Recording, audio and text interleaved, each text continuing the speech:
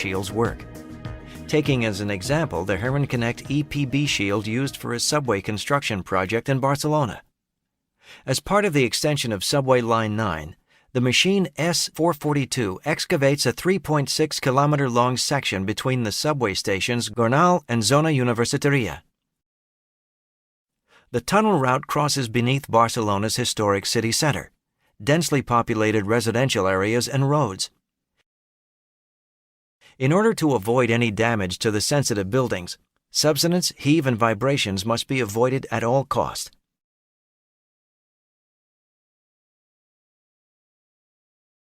In addition, the impact on traffic above ground must remain as small as possible.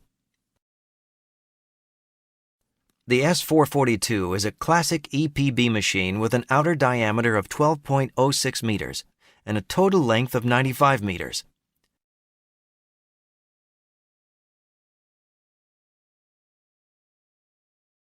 With its rotating cutting wheel, the tunneling machine breaks the material from the tunnel face.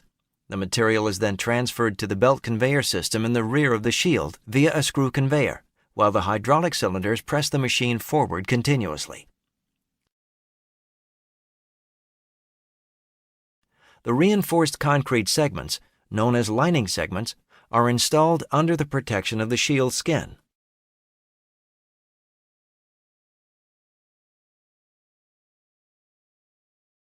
When the ring building has been completed, the machine can push itself against the new tunnel ring and drill further into the soil. The 83-meter-long backup accommodates all logistic facilities necessary for the operation of the overall system. The working method of an EPB shield is basically made up of two phases: the tunneling phase and the ring building phase. During the tunneling phase, the cutting wheel, which rotates at a speed of up to 2.7 revolutions per minute, is pressed against the tunnel face with a pressure of up to 400 bar by means of hydraulic cylinders. 24 hydraulic motors drive the cutting wheel via a gear rim, developing a drilling torque of up to 38,000 kilonewton meters. Under this high pressure, the disc cutters and cutting knives made of high-strength steel loosen the material at the tunnel face. If necessary, the soil can be conditioned with water, bentonite, or foam using the injection systems located on the backup. With the help of nozzles integrated into the cutting wheel, the corresponding conditioning medium is injected into the soil, which is pressed into the excavation chamber by the existing earth and groundwater pressure. For shield tunneling in non-stable soils, a loss in stability at the tunnel face is compensated by creating a support pressure. In the case of the earth pressure balance shield, the soil which was excavated by the cutting wheel is used to support the tunnel face. In order to reach a state of equilibrium, the support pressure is transferred by the hydraulic cylinders via the bulkhead to the soil, which avoids an uncontrolled penetration. The soil prepared in this way can now be transported from the invert area of the excavation chamber to a belt conveyor by a screw conveyor. The screw conveyor is driven by two hydraulic motors which have a power of up to 400 kilowatts.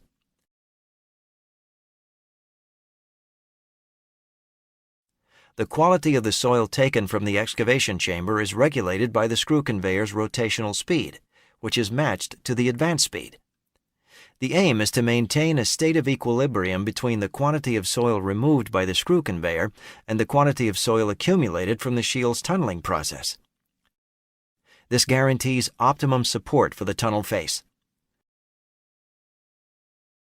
The system must be able to react flexibly to the permanently changing geological conditions. Therefore, the current state is continuously controlled with the help of pressure sensors, by measuring the cutting wheel torque and the screw conveyor torque, and by monitoring the excavated material. When the tunneling phase is completed, cutting wheel and screw conveyor are stopped. Now the ring building phase starts in the shield area under atmospheric pressure conditions. A complete tunnel ring consists of several segments, called lining segments. These prefabricated reinforced concrete elements are produced with millimeter precision in a factory which is especially installed above ground for this purpose. Following quality control, they are then transported into the tunnel by mine cars. In the front section of the backup, the lining segments are lifted individually by a special transfer crane. It lifts them onto the segment feeder which transports the elements to the front of the tunnel.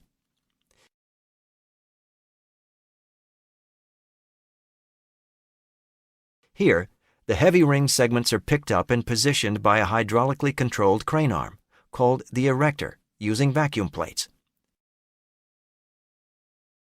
The erector is installed on two rails and can be moved, rotated, and telescoped. Each completed tunnel ring consists of several segments, two lateral elements, and the key segment, which is installed last.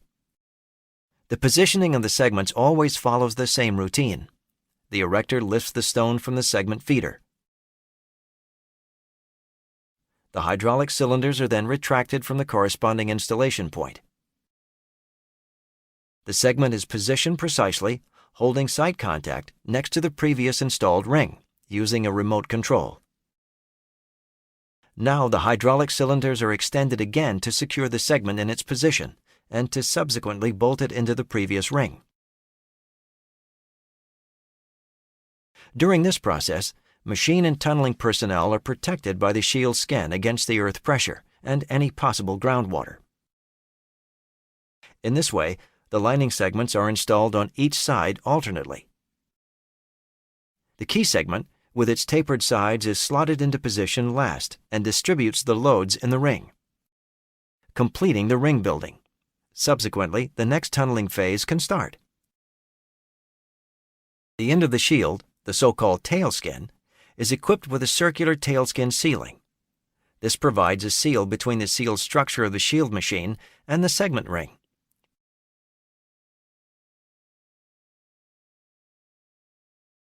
This in turn guarantees the necessary sealing between the interior working space and the exterior earth pressure. The remaining annular gap between the outer side of the lining segments and the soil is continuously filled with grout via injection holes in the tailskin or in the lining segment in order to provide a bed for the tunnel tube and to stabilize it. Each individual tunnel ring is constructed in a slightly conical form. This means that curves can be constructed along the tunnel route by changing the installation position. A time-lapse clearly shows the two working phases of the TBM. The tunneling phase and the ring-building phase alternate continuously. In this way, the tunnel grows ring by ring.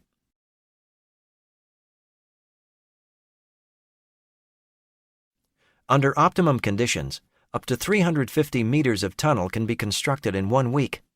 This includes the removal of up to 40,000 cubic meters of excavated material and the installation of far more than 1,000 lining segments.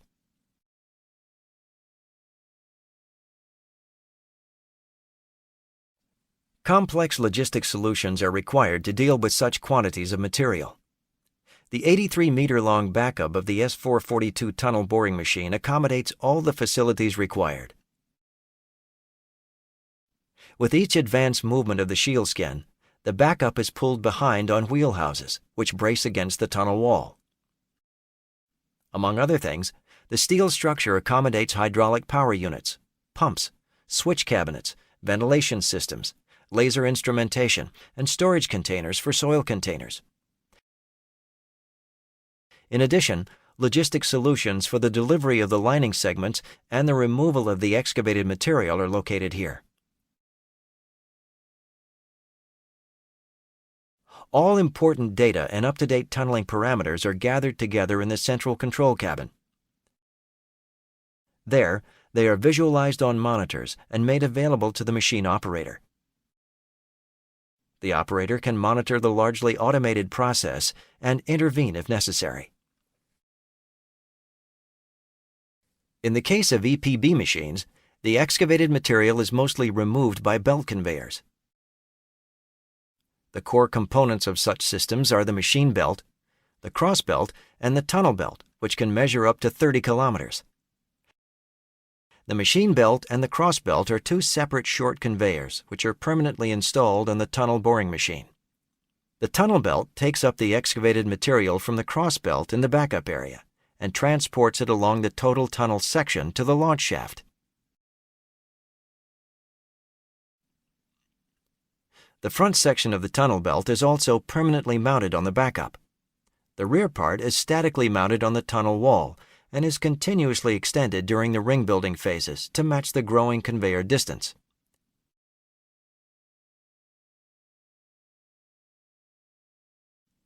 In order to compensate for the increase in the conveying distance, a special belt storage system is installed at the launch shaft, which releases the extension of the tunnel belt as required.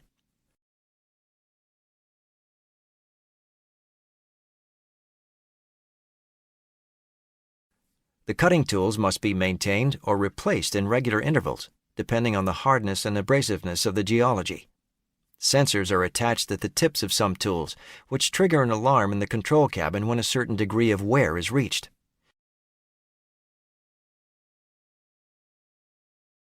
If a tool must be replaced, the excavation chamber is partially emptied.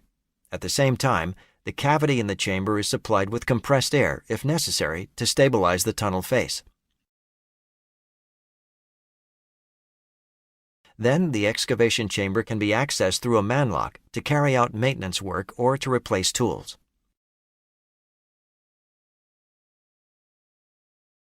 A disc cutter is exchanged in 3 steps. Initially, the quick-release fasteners are loosened. Subsequently, the disc cutter is pulled out of its support with a special tool and, in a 3rd step, replaced by a new one.